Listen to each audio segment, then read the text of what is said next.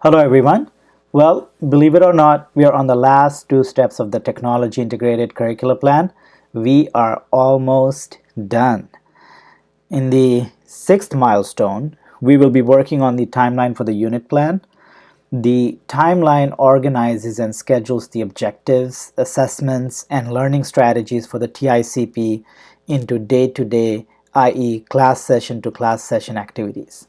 Here are a few tips to keep in mind as we work on the unit timeline. Make sure the pace of the learning activities is realistic.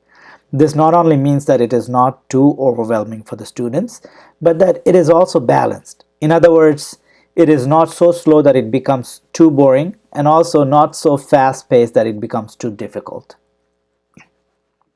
As teachers, we need to decide the pace that will maintain the flow of the lesson.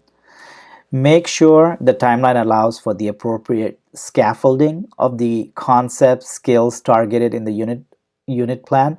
Make sure the timeline allows for timely student feedback throughout the learning process as the unit plan progresses.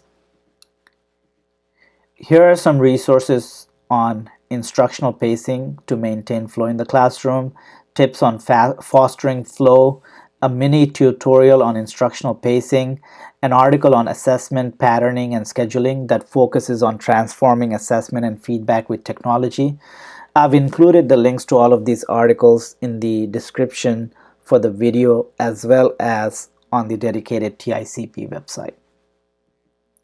Now let's look at some examples of timelines from some unit plans. Here's a unit on genre study for grade 3 English language arts, where students are expected to identify and list 3 books in an assigned genre on a book poster proposal.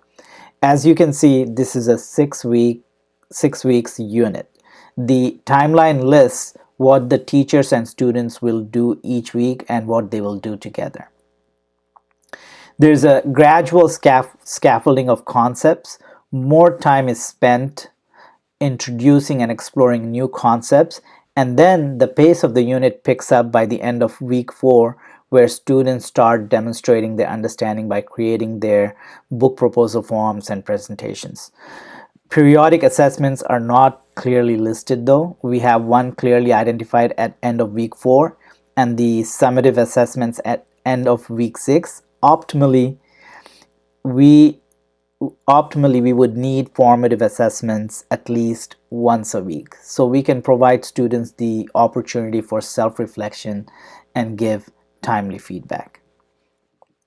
Here's a 4-week plan on fitness for grade 12 phys ed. One thing that is present here that was not present in the previous example are the periodic formative assessments that are spread throughout the timeline of the unit plan, and the summative assessments at the end of the unit.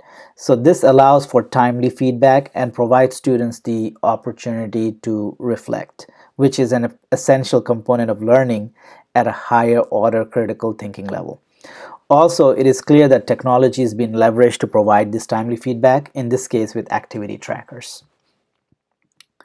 The 7th and the last milestone of the TICP is the resources. This is where the links and references to all the resources used in the unit plan go. This is where we should also list the rubrics used by providing a link to the rubrics. Ideally, you should have been inserting in this section all the resources used as you were working on the unit plan. So by the time we complete the 6th milestone, our 7th and last milestone is already done. Here's one example from the unit plan on fitness for the grade 12 phys ed class. They have provided the links to the source documents for the standards, any technology used, and articles that inform the lesson. Here's another example from the unit plan on genre study from the grade 3 ELA class. They have listed the links to the rubrics used in the unit plan, link to the source documents for the standards, and links to any technology used. So this pretty much wraps up all of the milestones for the TICP.